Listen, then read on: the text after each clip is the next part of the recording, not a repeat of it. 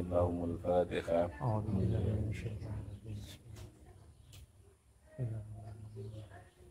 Ya Rabbi.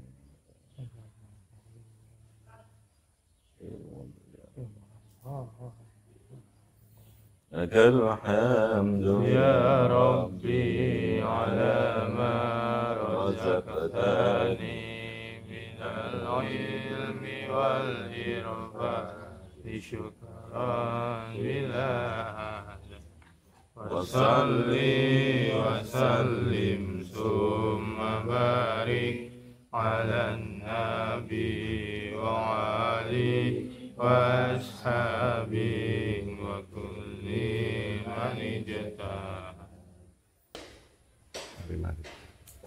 Bismillahirrahmanirrahim. Sahibul jannatain. Terus masalul ghani al-mu'tarri bi malihi wal faqiru al-mu'tazzi bi aqidati. Sahibul jannatain itu wong sing duweni al-jannatain.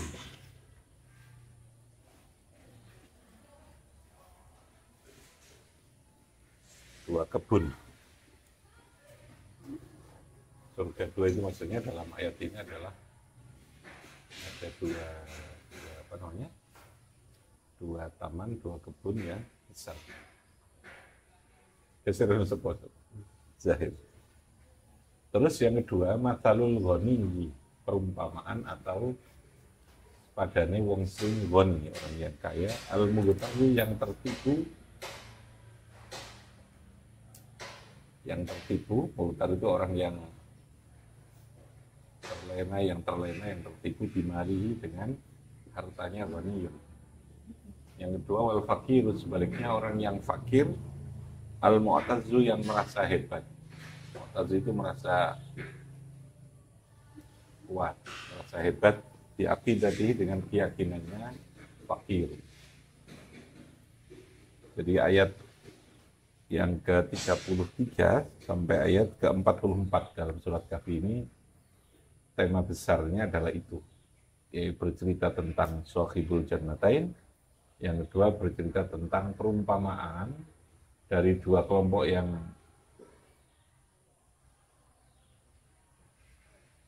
statusnya berlawanan, yang berbeda secara diametral apa istilahnya. Yaitu kelompok orang yang kaya, yang cenderung menyombongkan terhadap hartanya. Yang kedua adalah kelompok orang fakir, yang merasa dirinya hebat dengan keyakinan, dengan akidahnya. Ini yang dibicarakan di dalam ayat ke-23, ayat ke berapa?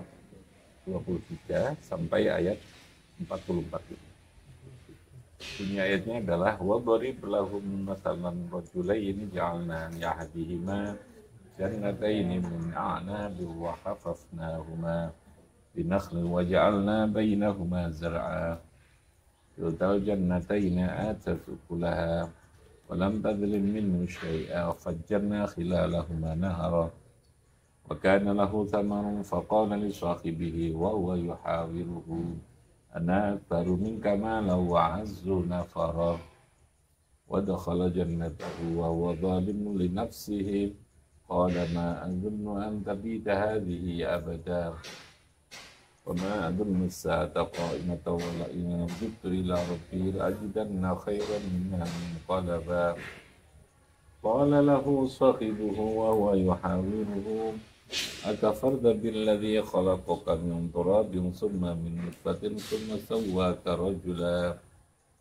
لَكِنَّ هُوَ اللَّهُ رَبِّي وَلَا أُشْرِكُ بِرَبِّي أَحَدًا وَلَوْلَا إِذْ دَخَلْتَ جَنَّتَكَ قُلْتَ مَا شَاءَ اللَّهُ لَا قُوَّةَ إِلَّا بِاللَّهِ إِنْ تَرَنِي أَنَا أَقَلَّ مِنْكَ مَالًا وَوَلَدًا فَعَسَى رَبِّي أَن يُؤْتِيَنِي خَيْرًا مِنْ جَنَّتِكَ ويرسل عليه حساما من السماء فتصبح كأذا زلقا أو يصبح ماؤها غورا فلن تستطيع له طلبا وأحيط بثمره فسيقلب كفيه على ما أنفق فيها وهي خاوية على عروشها ويقول يا ليتني لم أشرك بربي أحدا ولم تكن له فئة ينصرونه من دون الله وما كان منتصرا هنالك الولاية لله الحق وخير ثوابا وخير عقبا. Di panjang. Ini satu paket pembahasan. Wadrib lahum masalan. Mana ukuran? Wadrib lahum masalan ay ij'al lil kufari ma'al mu'minina masalan. Ij'al, jadikanlah kamu Muhammad gawe sapa sira Muhammad lil kufari untuk orang-orang kafir ma'al mu'minina serta pira-pira mukmin masalan ing perumpamaan. Jadi untuk menjelaskan terkait dengan persoalan yang menyangkut tentang akidah, tentang perilaku kehidupan, Allah memerintahkan pada Nabi Muhammad dalam bentuk perumpamaan, ya, dalam bentuk memberikan sebuah ilustrasi, gambaran yang nyata, yang mudah untuk difahami bagi orang yang mendengarkan, yang menerima itu. Wadrib lahum masalah. Kalau ini ditarik dalam konteks pembelajaran dalam dunia pendidikan, maka wadrib lahum masalah membuat sebuah model percontohan itu jauh lebih mudah untuk dipahami. Dari ayat ini, wadrib lahum masalah. Ketimbang dikeramai secara teoritik, ya. Kasih penjelasan secara teori, secara konsep keilmuan. Itu lebih pas kalau langsung berikan contoh lah, kalau gitu. Ini gitu ya. Bahkan kalau perlu langsung dalam dunia yang nyata gitu ya, dalam dunia yang nyata. Bahasa Al-Qur'annya adalah wadrib lahum masalah. Apa? Wadrib lahum masalah. Masalah. Misal itu menjadi sesuatu yang sangat penting dalam proses penyampaian atau metode pembelajaran. Rajulaini, rupani rajulaini, dua orang. Lafaz rajulaini badalun iku menjadi badal. Jadi Allah memberikan ilustrasi, gambaran terkait dengan kehidupan ini dengan adanya dua contoh orang laki-laki, rajulaini. Wahwa wa ma ba'dahu ikut tafsirun menjelaskan lil mathali marin, matal marin contoh itu. Ja'alna li ahadihima ilal kafiri jannatain. Ja'alna menjadikan sapa Allah li ahadihima maring salah sijine rajulain. Ilal kafiri bagi orang yang kafir, menjadikan bisa atau ini ing dua kebun. Ada dua kebun.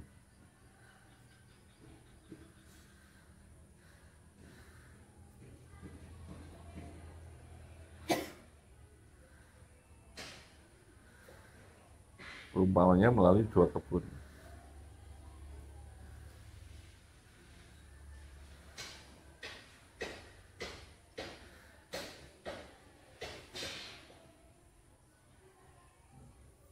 Sama dengan hadiqah.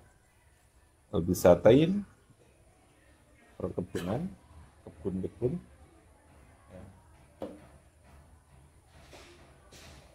Wasumiyat al-jannah bidzalika. Kenapa Allah menyebut kebun itu dengan kalimat jannatain? Jannatain ini bisatain, dua kebun, ya. Wasumiyat yang diarani apa al-jannatu bidzalika lijtinani ardihima wastidariha bidzillis syajar. Ya, karena tertutupnya jannah tadi bidzillis syajar. Jadi gampangannya kalau dinamakan kebun, ya pasti banyak pepohonan, ya. Pasti banyak apa? Pepohonan. pepohonan yang menutup, itu namanya jannatain. A'nabin karumil ainar. A'nabin itu beberapa anggur inab. Wa hafafnahuma binakhlin. Lan meliputi sapa ingsun Allah. Jadi perkebunannya itu dikepung. Apa itu mengepung? Pepohonan yang berupa nakhl. Nakhl itu kurma. Jadi di tempat yang disebut dengan jannatain tadi, dua kebun itu ada begitu banyak tanaman yang berupa nakhl. Nakhl itu apa? Kurma. Mukhitatun bihima. Kildal jannataini utawi mengkon-mengkono jannatain iku atap. Iku atap datang. Apa kiltal jannatain? Kilta mufradun yadullu ala tasniyah. Atap ukulaha ing piro-piro buah-buahannya jannatain. Ukulaha ing buah-buahannya jannah. Ayatamaruha. Ukul ayatamar. Jadi pohon-pohon yang begitu banyak, yang berupa kurma, yang berupa anggur, yang ada di dalam kebun itu telah mengeluarkan adanya buah-buahan. Jadi ya, sudah berbuah. Bahasanya adalah ukulah. Tu'ti ukulah. Sudah memberikan terhadap hasil yang diharapkan, yang berupa buah-buahan tadi. Walam tadlim ay tankus, dan tidak berkurang. Walam tadlim, buah-buahnya itu tidak berkurang, ay tankus. Lalu wafajjarna, di kebunnya wafajjarna khilalahuma ay syaqaqna wasatahuma. Wasat.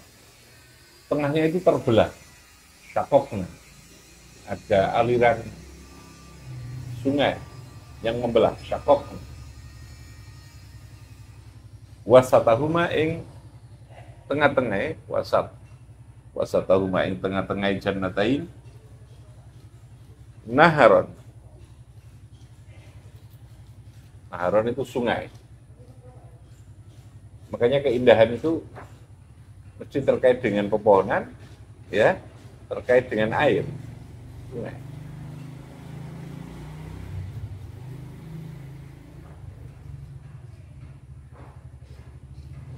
Ini penggambarannya itu jannatain tadi. Jadi kalau kita membayangkan sebuah keindahan yang berupa taman, yang berupa tempat rekreasi, maka di situ pikiran kita pasti di sana adalah tempat yang sangat dingin, yang sejuk, lalu kemudian ada banyak pohon-pohon, ada banyak buah-buahan, ada banyak air gitu ya, ada tempat-tempat yang indah. Itu gambarannya. Wa fajjarna khilalahuma nahar. Ya, kalau mau bikin taman atau bikin sebuah lingkungan bangunan yang view-nya adalah bangunan yang betul-betul jannah itu ya tadi itu gambarannya.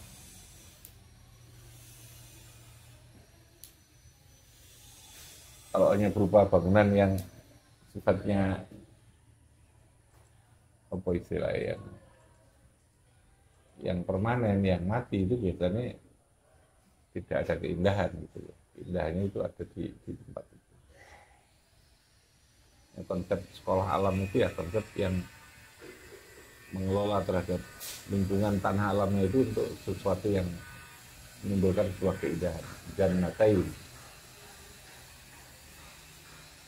Majral ma, naharan majral ma ilal uzbi. Majral ma itu tempat mengalirnya air al-uzbi yang tawar. Kalau azabun itu artinya siksa. Uzbi artinya adalah yang tawar. Lawannya milkun. Kalau air segoro itu milk. Ma'un milkun, yang beruyat. Maksudnya yang asin. Kalau azbun, al-uzbu, azbun itu artinya air yang tawar. Wa kana lahu tamarun ay anwa'un minal mali siwal jannatain min thamari mali, buah-buah dari hartanya. Faqala li sahibi al-mu'min, Faqala moko berkata sapa wong kafir li sahibihi maring konjone kafir al mukmini kang mukmin. Mereka sedang berbincang. Orang yang juragan apa tadi ini perkebunan tadi itu yang bagaikan jannah, bustan itu tadi ngomong kepada temannya yang ketepatan temannya itu orang mukmin. Orang apa? Wa qala li sahibihi ayal mukmin yuhawilhu ayyujadilu tegese ngajak mujadalah. Berbincang, berdiskusi mujadalah. Para padu nek wong Jawa. Para padu itu melakukan diskusi. Pembicaraan yang ada unsur ya ilmunya lah gitu ya. Ada unsur ilmiah namanya mujadalah. Wa yuraji'u fil kalami lan mengulang sapa sahib wa yuraji'u lan mengulang sapa man sapa rajul tadi itu sapa ahad hu ing sahib fil kalami ing dalam omongan min hawara dari lafaz hawara ai idza raja'a itu ketika kembali wa azzu nafaran ay an nafaru huna al khadam wal khashmu wal waladu wal ahwat wa azzu lan merasa hebat, azzu itu merasa tinggi, merasa kuat. Apa nih nafaron? Golongan atau kelompoknya, komunitasnya nafaron. Nafar huna al-khuddam wal khashmu wal waladu wal awad.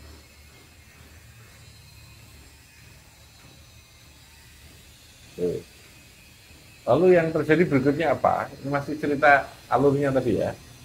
Ada dua orang, satu orang kafir, yang satu orang mukmin. Orang kafir Allah menyebutnya rajul. Ahadima rajul tadi. Lalu kalau orang mukmin Allah menyebutnya li sahibi, sahib. Sahibihi. Punya apa? Orang kafirnya punya apa? Punya perkebunan. Wa dakhala jannatahu ay dakhala ma'a sahibi bustana. Wa dakhala lan masuk sapa kafir aja langsung. Sapa rajul sapa ahad tadi jannatahu ing kebunnya. Jannatahu ing kebunnya kafir atau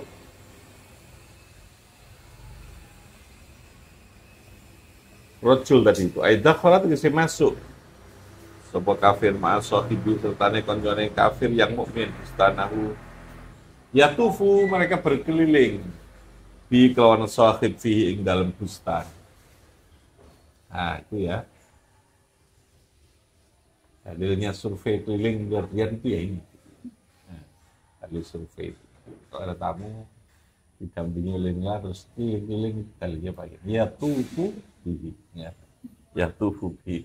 Jadi diduhno pardon. Cuma itu tadi ya dituduhkan mengenai pering-pering itu ya. Ditunjukkan ya tubuh itu digomuter-muter.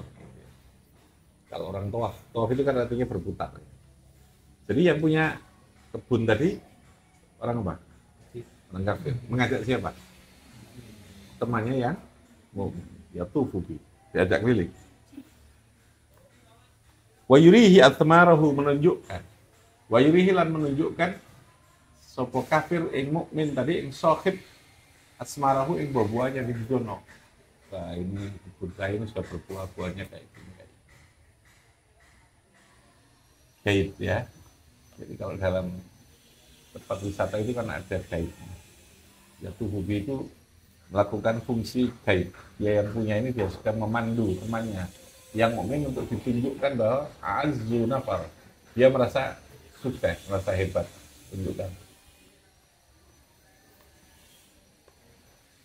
Oke. Wa yurihi atmarahu wa yufakhirhu lan merasa dia bangga, tenang. Menunjukkan tadi senang. Wa afradalan ma mufradkan. Wa afradalan mufradkan sapa Allah. Al jannata ing lafaz jannah. Walam yakun lan ora dawuh sapa Allah jannatain. Tadi padahal awalnya tadi kan jannatain. Tapi Allah dalam ayat berikutnya hanya menyebutkan wa dakhala jannatahu. Apa? Wa dakhala jannatah. Walam yakul jannatahi litambihi untuk mengingatkan ala annahu maluhu jannatu nama lahu ala annahu ing atasan Quran malahu ora ono lahu kudratul apa jannatu ghairiha, kebun selainnya kebun itu. Kenapa Allah menyebutkan jannah? Ya, di sini penafsirannya adalah ala annahu malahu jannatu ghairiha, malahu ora ono gitu ya. Ora ono lahu kudratul apa jannatu ghairiha, kebun selain atau swarga selain swarga atau kebun yang dia punya. Ya itu hanya dia punya. Fala nasiba, lah ini. Fala nasiba maka ora ono bagian, orang di bagian iku maujud lahu kudri rajul kafir tadi fi jannatil khuldi fil akhirah, ing dalam swarga yang abadi di akhirat. Mereka nanti tidak punya surga lagi, tidak punya kebun lagi. Kebun mereka yaitu, makanya menggunakan bentuk mufrad. Paham ya? Bentuknya apa? Mufrad. Wadakhala jannatahu. Apa? Wadakhala jannatahu. Berapa? Berapa kebun? Jannatahu berapa kebun? Satu. Padahal tadi dua. Apa itu menandakan? Allah ingin menunjukkan, memahamkan bahwa orang ini hanya punya kebun itu toh. Malahu ghairuha. Dia nanti akhirnya di surga tidak akan punya itu, di akhirat nanti tidak punya kebun itu. Ya, dua ini ya skui gitu ya, dua ini ya punya. Malahu ghairuha. Wala nasiba lahu fi jannatil khuldi fil akhirah allati wa'ada bihal mu'minun. Fama malakahu fid dunya huwa jannatahu la ghairu. Sesuatu yang dia miliki di dalam dunia itu ya hanya kebun itu saja. Dia tidak punya yang lain. Aulid tisali kulli wahidatin min jannatai bil ukhra. Itu penafsiran ya. Penafsiran pemahaman terhadap ayat tadi. Yang pertama penafsiran itu apa? Kenapa Allah menyebutkan wadakhala jannatau? Tidak wadakhala jannatain. Nah, apa jawabannya? Karena penafsiran pertama ini ya. Tafsir yang pertama karena orang yang punya kebun itu dia ya itu punyanya, gitu ya. Engkau nah akhirat terus dulu. Makanya Allah berikutnya menyebut hanya satu, mufrad, jannah. Tapi ada penafsiran yang lain, atau penafsirannya litisoli kulli wahidatin min jannataihi bil ukhra. Karena kedua kebun yang tadi diceritakan itu saja ini satu, gitu ya. Cuman seperti dua terbelah. Auli annad dukhul yakunu adatan fi wahidatin summal ukhra. Ini penafsirannya. Atau karena ketika masuk kebun ya tentu satu-satu kan jannah. Masuk satu kebun, baru kebun dia yang kedua itu. Itu namanya apa? Tafsir. Apa namanya? Tafsir. Pemahaman terhadap konteks ayat itu. Jadi ada beberapa kemungkinan penafsiran yang itu logis. Tafsir ya tentu harus logis. Logis itu nyambung dengan konteks bahasanya gitu. Tidak boleh bahasanya A lalu tafsirannya kok terlalu jauh Z gitu ya, kadon. Ya, mirip-mirip lah tafsir itu. Kenapa Allah menyebut satu? Ada tiga kemungkinan. Tadi tafsirannya. Satu, Allah ingin menunjukkan bahwa dia hanya punya satu jannah itu, la ghairu fil akhirah. Yang kedua, bisa jadi kebun dia tadi ittisal, nyambung. Luru tapi sakjane siji, gitu lah ya. Yang ketiga, kemungkinannya adalah ya namanya masuk kebun ya satu-satu gitu ya. Maka lalu Allah menyebutkan wadakhala jannatahu. Kan tidak mungkin langsung dua gitu. Itu penafsirannya. Kan seakan-akan terjadi kontradiksi kan kalimatnya. Tadi yang diceritakan berapa kebun? Hah? Berapa jannah? Dua. Tapi lalu tiba-tiba ketika masuk berapa? Menggunakan mufrad. Kan orang bertanya, lo tadi kebunnya katanya dua. Kok dia hanya masuk satu? Jawabannya tadi itu, maksudnya wong kafir kuwi nek duwe kebun tentunya, tok nah akhirat kok gak duwe. Makanya Allah menyebutnya satu. Oke, masuk akal enggak? Hah? Ya masuk akal, mungkin tafsir sih, ahli tafsir ya. Logis itu maksudnya. Iya toh? Ya jauh. Oke, yang kedua, kemungkinan tafsirnya apa? Kebunnya itu sakjane nyambung. Maka lalu Allah menyebutnya jannah. Dua tapi jadi satu, betul ya. Mungkin rong kedok ya Jawa. Ya rong hektar atau rong kedok tapi jadi siji. Lalu tadi itu dua dua peta gitu, tapi jadi satu. Atau yang ketiga, orang masuk itu tentu satu lah, atau kalau jannah tahu ya pasti satu. Nggak mungkin langsung dua, makanya atau kalau jannah tahu, atau kalau jannah tahu ini yang bunyi bareng. Nah itu tafsirnya begitu. Wa huwa zalimun li nafsihi. Nah ini yang jadi catatannya. Orang kafir itu zalim kepada diri sendiri. Iku zalimun wong sing zalim li nafsi maring awak dhewe kafir.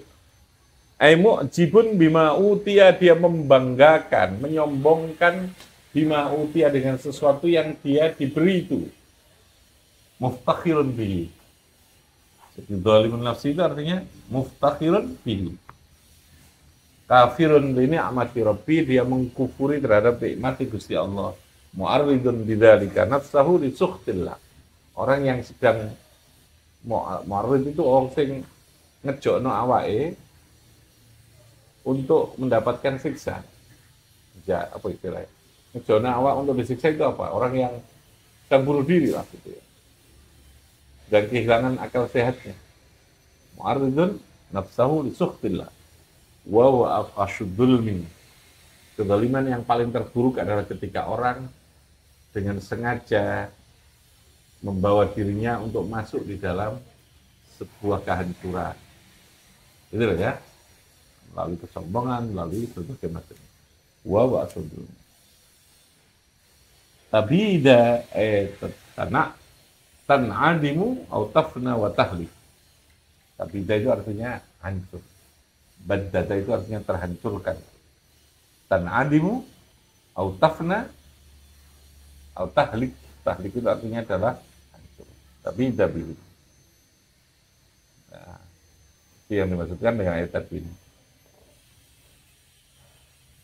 Antabida hadhihi abad. Jadi dia bilang, tidak mungkin lah, saya sudah kaya raya ini. Tidak mungkin akan hilang, akan hancur kebun saya. Saya tidak mungkin jatuh miskin. Nah itu namanya kesombongan. Itu bahasanya ma'adzunnu antabida bihi abadan. Ma'adzunnu antabida hadhihi abadan. Wah, saya karena sudah kaya punya kebun sekian luas, saya tidak mungkinlah akan hancur, akan menjadi fakir karena saya sudah punya banyak kekayaan. Ini kesombongan pertama, kesombongan yang dimiliki orang yang digambarkan tadi punya kebun tadi. Oke, cerita selanjutnya tunggu tanggal mainnya. Sampai di situ masuk kebun ya Mas Ian. Terus dia kenapa? Apa yang dia lakukan? Dia menyombongkan, membanggakan itu. Merasa apa? Merasa bahwa tidak mungkin hilang, tidak mungkin jatuh miskin. Tidak mungkin apa? Akan jatuh miskin, tidak mungkin akan bangkrut, tidak mungkin akan menjadi orang yang fakir lagi. Ma'adzunnu an tabida bihi abada. Seringkali begitu. Padahal kena COVID dikit chat gitu ya, amblas semua.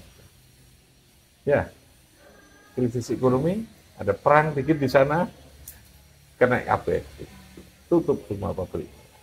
Itu namanya ma'adzunnu an tabida bihi hadhihi abada. Jadi perasaan yang berlebihan, perasaan kesombongan itu menghilangkan terhadap kekuasaan Tuhan.